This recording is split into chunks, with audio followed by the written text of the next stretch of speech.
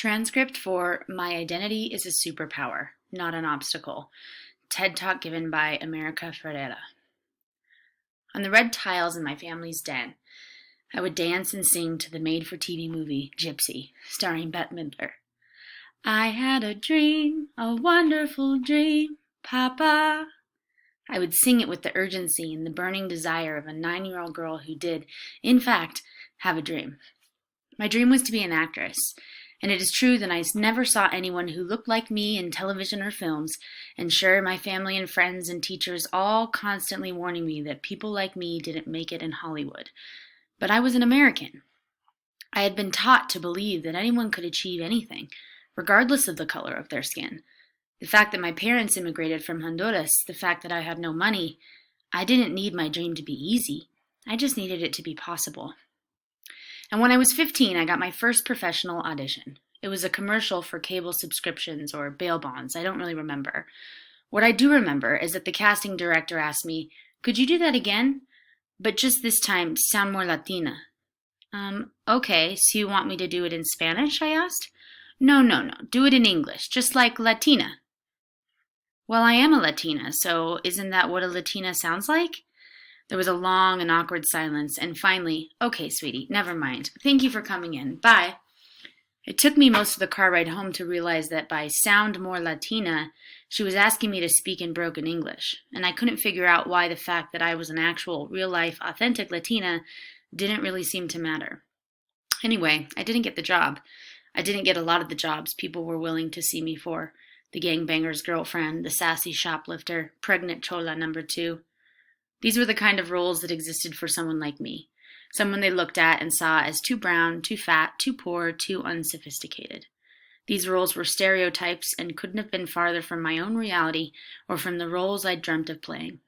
I wanted to play people who were complex and multidimensional, people who existed in the center of their own lives, not cardboard cutouts that stood in the background of someone else's. But when I dared to say that to my manager, that's the person I pay to help me find opportunity, his response was, "Someone has to tell that girl she has unrealistic expectations." And he wasn't wrong. I fired him, but he wasn't wrong. Because whenever I tried to get a role that wasn't a poorly written stereotype, I would hear, "We're not looking to cast this role diversely," or "We love her, but she's too specifically ethnic," or "Unfortunately, we already have one Latino in this movie." I kept receiving the same message again and again, that my identity was an obstacle I had to overcome. And so I thought, come at me, obstacle. I'm an American. My name is America. I trained my whole life for this. I'll just follow the playbook. I'll work harder. And so I did. I worked my hardest to overcome all the things that people said were wrong with me. I stayed out of the sun so that my skin wouldn't get too brown. I straightened my curls into submission. I constantly tried to lose weight. I bought fancier and more expensive clothes. And so that when people looked at me, they wouldn't see a too fat, too brown, too poor Latina. They would see what I was capable of, and maybe they would give me a chance. And in an ironic twist of fate, when I finally did get a role that would make all of my dreams come true, it was a role that required me to be exactly who I was. Anna, in Real Women Have Curves, was a brown, poor, fat Latina. I had never seen anyone like her, anyone like me, existing in the center of her own life story. I traveled throughout the U.S. into multiple countries with this film where people, regardless of their age, ethnicity, body type, saw themselves in Anna, a 17-year-old chubby Mexican-American girl struggling against cultural norms to fulfill her unlikely dream. In spite of what I had been told my whole life, I saw firsthand that people actually did want to see these stories about people like me, and that my unrealistic expectations to see myself authentically represented in the culture were other people's expectations too. Real Women Have Curves was a critical, cultural, and financial success. Great, I thought, we did it. We proved our stories have value. Things are going to change now. But I watched as very little happened. There was no watershed. No one in the industry was rushing to tell me more stories about the audience that was hungry and willing to pay to see them. 4 years later, when I got to play Ugly Betty, I saw the same phenomenon play out. Ugly Betty premiered in the U.S., 16 million viewers, and was nominated for 11 Emmys in its first year.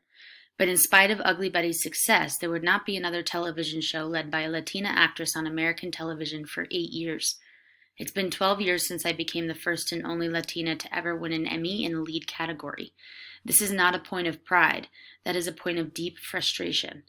Not because awards prove our worth, but because we see thriving in the world teaches us how to see ourselves, how to think about our own value, how to dream about our futures. And anytime I begin to doubt that, I remember that there was a little girl living in the Swat Valley of Pakistan, and somehow she got her hands on some DVDs of an American television show in which she saw her own dream of becoming a writer reflected. In her autobiography, Malala wrote, "I had become interested in journalism after seeing how my own words could make a difference, and also from watching the Ugly Betty DVDs about life at an American magazine. For 17 years of my career, I have witnessed the power our voices have when they can access presence in the culture. I've seen it. I've lived it. We've all seen it. In entertainment, in politics, in business, in social change. We cannot deny it. Presence creates possibility.